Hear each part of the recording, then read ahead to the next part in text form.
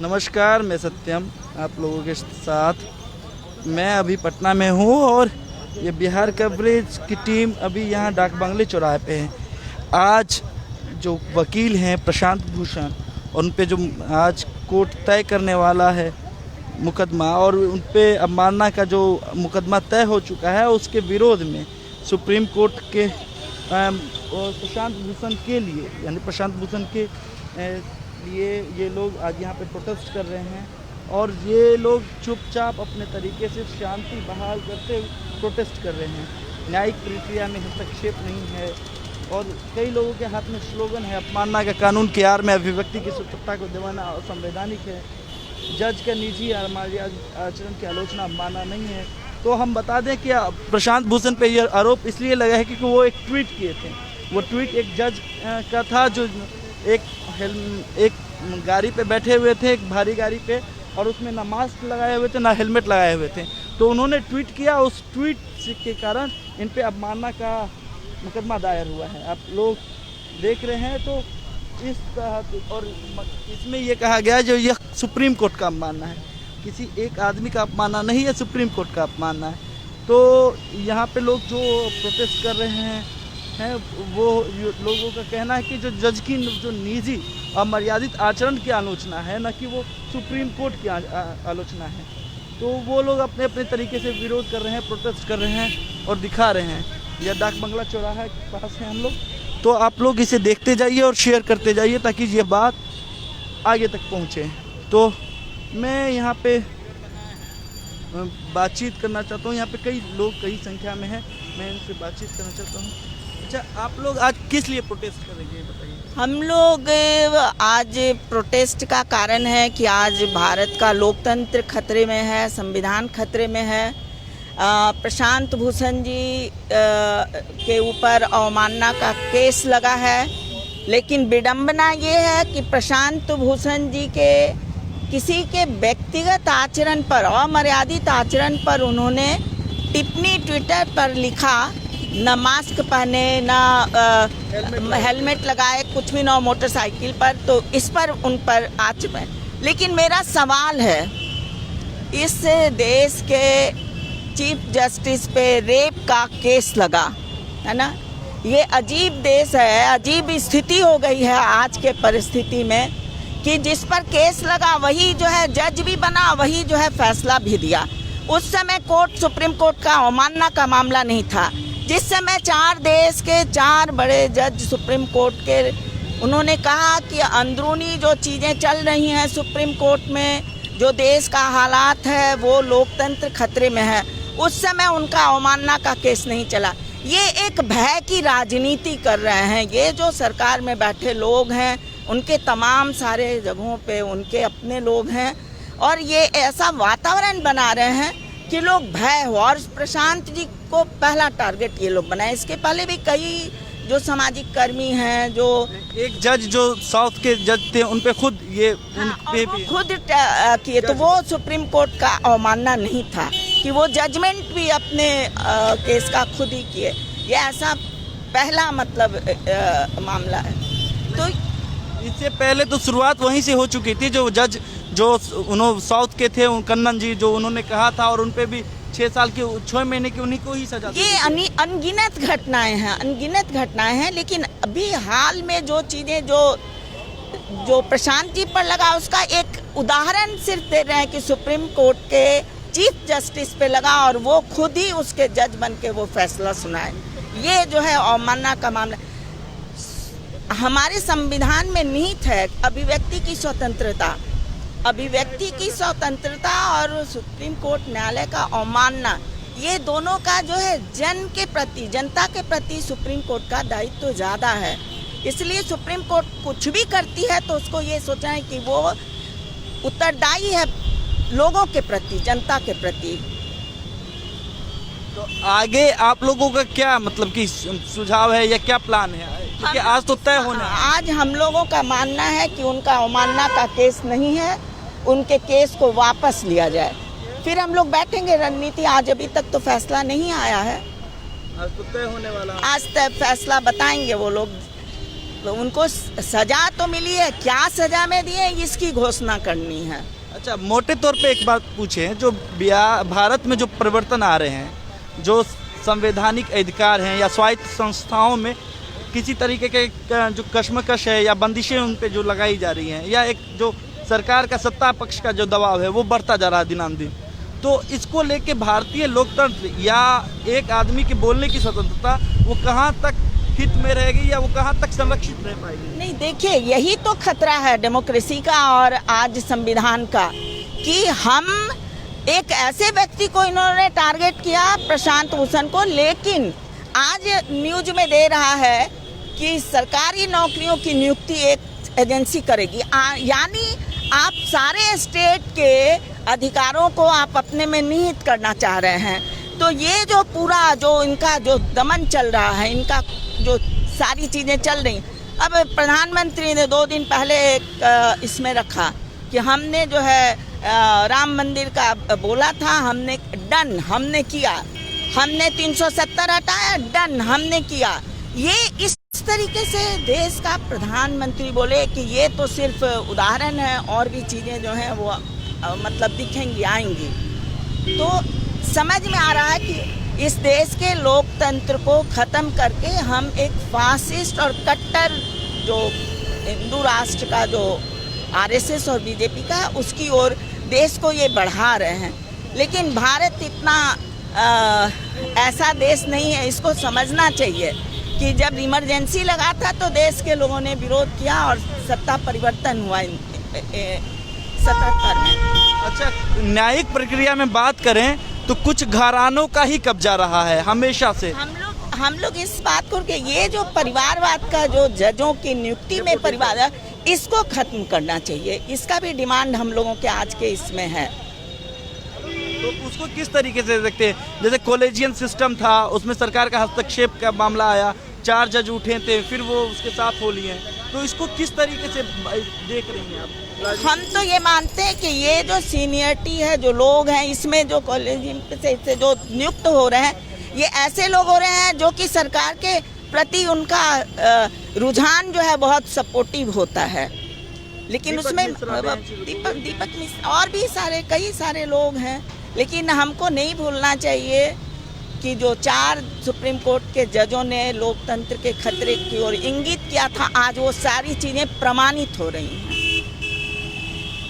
तो इनका कहना है कि जो अवमानना का जो कानून का जो केस है या न्यायिक प्रक्रिया में जो हस्तक्षेप की बात की जा रही है, वो सरासर गलत है, और वो एक किसी भी आम आदमी के, किसी भी एक आदमी के कहने की स्वतंत्रता को हनन किया जा रहा। तो ये इस तरीके से कतारबद्ध हैं, और चूंकि यह भीड़ भाड़ का इलाका है तो कतारबद्ध होके और सोशल डिस्टेंसिंग के कारण अपना विरोध प्रदर्शन कर रहे हैं इन चीज़ों पे लेके। तो ये लोग इसी तरीके से विरोध प्रदर्शन कर रहे हैं और कह रहे हैं कि जब तक चीज़ें ठीक नहीं होती, या हम लोग जब तक रहेंगे, हम लोग विरोध प्रदर्शन करेंगे और अपनी बात को रखेंगे, संवैधानिक अधिकारों के मूल्यों के लिए लड़ते रहेंगे। तो हम लोग कुछ लोगों से बातचीत करते हैं। सर, आपका नाम?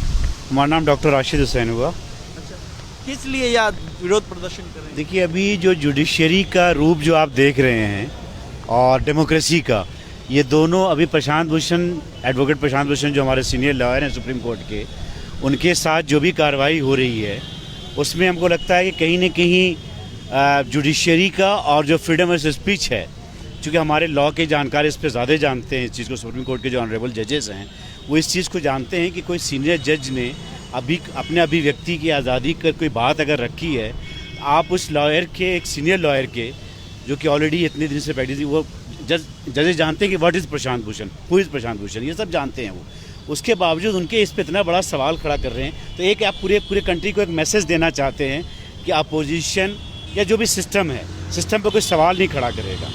तो हमारा जो कॉन्स्टिट्यूशन है, जिसको बाबा साहब अम्बेडकर ने बनाया था, उस कॉन्स्टिट्यूशन को कहीं ना कहीं साफ लग रहा है कि उस पर ख़तरा है, उसको थ्रेट है। और इसमें सुप्रीम कोर्ट का, ऑनरेबल सुप्रीम कोर्ट का जो रवैया कुछ दिनों से दिख रहा है, तो ये जनता के लिए बहुत चिंता का विषय है। तो हम जनता को आपके माध्यम से और गली गली में लोगों को जाके बताएंगे कि हमारे कौन कौन से सिस्टम जो है वो अंडर थ्रेट है और उसको हमको बचाना है। अच्छा, एक ज़रूरी बात, जैसे कि अभी कोरोना के पेंडेमिक में कई चीज़ों के मामले निलंबित हैं, और कई चीजों में त्वरित कार्रवाई हो रही है, तो ये क्या सरकार मतलब क्या लगता है आपको, ये राजनीतिक नहीं, कोरोना आपको ये नहीं लग रहा है कि कोरोना का जो पॉलिटिकल जो एंगल है वो एंगल यही है कि अपोजिशन मिलेंगे, आपको अपना मीटिंग भी करना है, सबको देखिए उनके दफ्तर में क्या एक्टिविटी चल रही है, ठीक है, उनके डिसीजंस भी कितने फास्ट हो रहे हैं, चाहे वो इन्वायरमेंट के लेके हो, चाहे एजुकेशन पॉलिसीज के लेके हो, श्रम कानून अभी हाँ श्रम कानून जो लेबर लॉ के साथ वो, तो आप देख रहे हो कि जो रूलिंग गवर्नमेंट है वो इस पर कोई ख्याल नहीं कर रही है, और अपोजिशन को आप चाहते हैं कि तुम तो लॉकडाउन हो जाओ, तुम भूखे मरो। आज इस पेंडेमिक को लेकर के लाख लोग जो बेरोजगार हुए हैं, अगर वो उन मजदूरों की आवाज़ सुप्रीम कोर्ट में सबसे ज़्यादा जो उठा रहा था वो प्रशांत भूषण उठा रहा था, और उस आवाज़ को आप दबाना चाहते हैं, तो आप सिर्फ एक लॉयर की आवाज़ को नहीं दबा रहे हैं, वो एक गरीब का जो बेचारा मजदूरी करने वाला है, जो किसान है, जो एक आम जनता जिसे हिंदुस्तान को जाना जाता है, भारत को पहचाना जाता है, उसकी आवाज़ को कहीं ना कहीं दबाने की कोशिश की जा रही है। तो हम चाहते हैं कि ये सिर्फ लड़ाई प्रशांत भूषण जी की नहीं है, ये आपके माध्यम से कहना चाहते हैं। हम लोग चाहते हैं कि देखिए हर जनता, यहाँ का भारत का हर नागरिक सुप्रीम कोर्ट से एक एक्सपेक्टेशन रखता है, वो एक्सपेक्टेशन कहीं ना कहीं फेल हो रहा है। तो हम अपने ऑनरेबल जजेस से भी आपके माध्यम से रिक्वेस्ट करना चाहते हैं कि हमारा जो विश्वास है सुप्रीम कोर्ट के प्रति, उनके जजेस के प्रति, वो प्लीज़ टूटने मत दीजिए। अच्छा, एक बात, जैसे कि अभी जो त्वरित कार्रवाई है, विपक्ष की बात आपने की है, तो अभी जो NRC और CAA प्रोटेस्टर थे, कईयों को जेल में डाल दिया गया है, सफू का जगह, और कई चीज़ पे आपने देखा होगा सफू में कितने लोगों ने आगे आए थे और कितने बाद जाके गर्भवती होने के बाद बेल मिला था।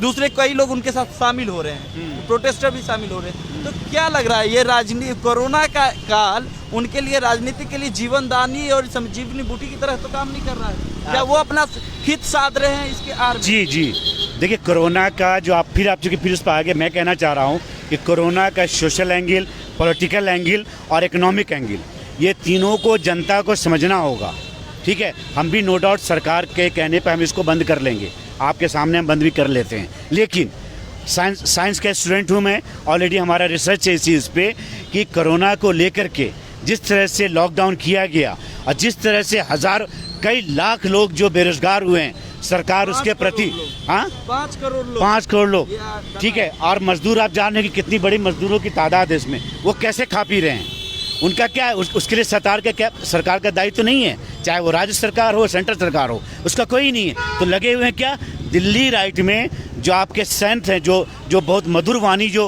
कपिल मिश्रा कर रहे थे, उनको तो बीजेपी का आप बनाने जा रहे हैं कुछ और, उनको आप पोस्ट देने जा रहे हैं। और जो लोग शांति की बात कर रहे थे, शांति की अपील कर रहे थे, एक डेमोक्रेटिक जो उनका राइट था, उस हिसाब से अपने अधिकार की लड़ाई वो लड़ रहे थे शांतिपूर्वक, उसको आप जेल में डाल रहे हैं आप। और तरह तरह का जो है, आप अभी देखिए, आपके खुद देखिए, अगर आप ZTV का जो देख रहे होंगे कि एक ट्रेंड चल रहा है कि पुलिस का जो कन्फेशनल ये जो होता है उसको रिलीज़ किया जा रहा है मीडिया के थ्रू, और एक पब्लिक ओपिनियन बनाने की कोशिश की जा रही है। तो ये चीज़ें, मेरा ये कहना है कि सरकार को ये चीज़ें बंद कर देनी चाहिए, क्योंकि जनता इन चीज़ों को समझ चुकी है। आप ना तो CAA को और ना NRC के मूवमेंट को आप बंद नहीं कर सकते हैं। जनता फिर आएगी, जब आप ये कार्रवाई करेंगे तो जनता फिर लौट पाएगी, अब फिर शाहीन बाग बनेगा। लॉकडाउन पे बात हो रही है, बिहार सरकार तमाम राज्यों से ज़्यादा लॉकडाउन अभी 6 सितंबर तक कर दिया है, और उसके बाद यहाँ पे EC भी बैठते हैं और कहते हैं कि चुनाव समय पे होगा, और वो उसकी तैयारी भी करे। तो ये विरोधाभास, और बिहार सरकार आपको कैसा क्या लग रहा है? नहीं, देखिए, बिहार सरकार का तो आप तो पूरी तरह से फेल्योर आप देख रहे हैं, चाहे वो स्टेट और सेंटर दोनों में।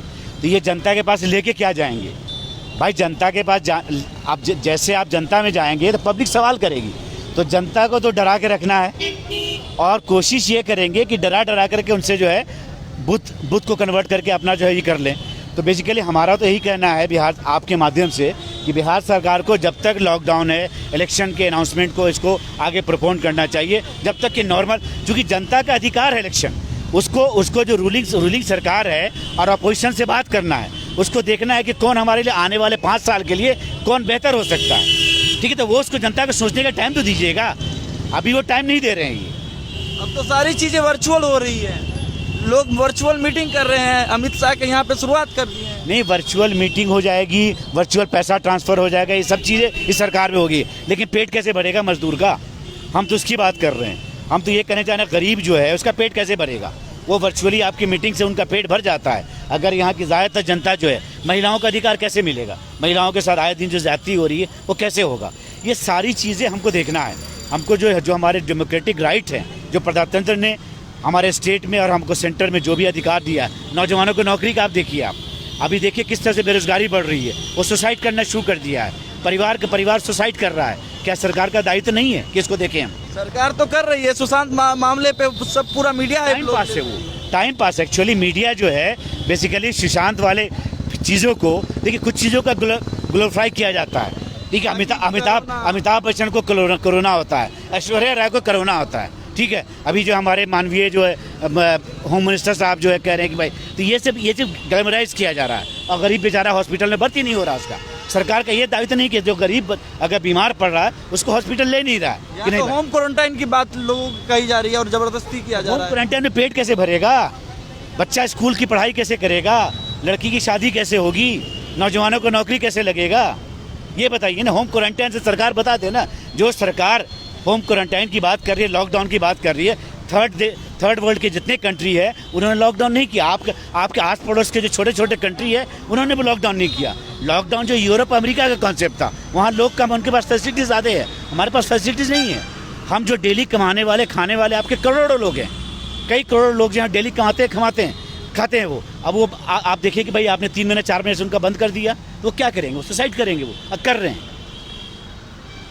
तो ये चीज़ मेरा ही आपके माध्यम से यही कहना है कि सरकार को ये जो है अपनी इस नीति को समझना चाहिए कि जनता अब जान चुकी है, जनता अब ज़्यादा दिन तक घरों में नहीं बैठेगी, वो रोड पर आएंगे। और आप उनको जेल भरना भर लीजिए, आप जेल कितना है बना लीजिए, आप भरी जितना भरना है। लेकिन उसके बाद फिर यहाँ पर जो आंदोलन, चाहे वो जेपी का आंदोलन देखा है लोगों ने, उससे पहले अगर ज़रूरत होगा तो 1947 का भी आंदोलन देखेंगे लोग। तो जो भी इस देश में अगर गरीब की बात करेगा, जो यहाँ का सोशलिस्ट डेमोक्रेसी जो है उसकी अगर बात करेगा, तब तो हिंदुस्तान हमारा, इंडिया हमारा सही से सबके लिए सोचना है। न धर्म न कास्ट को इसको ही नहीं करना है।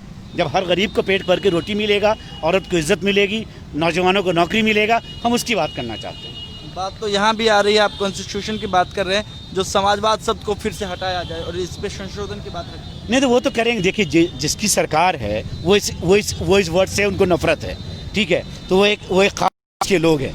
लेकिन ठीक है, जनता को उनको जान लेने दीजिए। उनको भी जब 6 साल से पावर मिला है तो जनता भी तो जान लेना कि जिस वो राष्ट्र की बात कर रहे हैं उस राष्ट्र में जनता कहाँ चला गया। अभी देखिए आपका लखनऊ का एयरपोर्ट बिक गया, अदानी को मिल गया।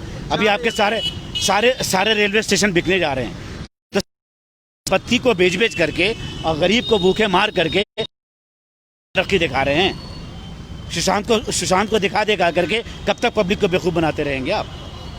पब्लिक को असल रोटी कपड़ा मकान पे जो है वो सोशलिज्म है यहाँ की, उससे आप भाग नहीं सकते हैं। आप 5 साल भागिएगा, 10 साल भागिएगा, बाद में जनता पकड़ेगी।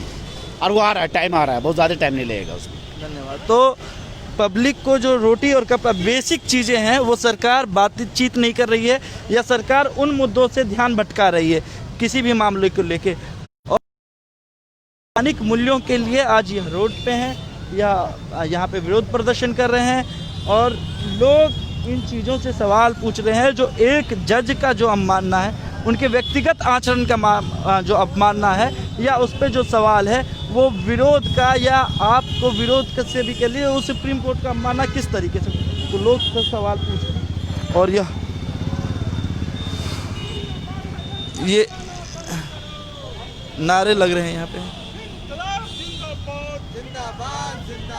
इनकलाब जिंदाबाद, जिंदाबाद जिंदाबाद, अमनाबाद वापस लो, वापस लो, वापस लो, प्रशांत भूषण के खिलाफ अमनाबाद वापस लो, वापस लो, वापस लो, इनकलाब जिंदाबाद, जिंदाबाद जिंदाबाद, प्रशांत भूषण के खिलाफ अमनाबाद वापस लो, वापस लो, वापस लो, अभ्यर्थी की स्वतंत्रता पर हमला करना बंद करो, बंद करो, बंद करो, अभ्यर्थी की स्वतंत्रता पर हमला करना बंद करो, बंद करो, बंद करो, अवमानना के नाम पर डंडा चलाना बंद करो, बंद करो, बंद करो, अवमानना के नाम पर डंडा चलाना बंद करो।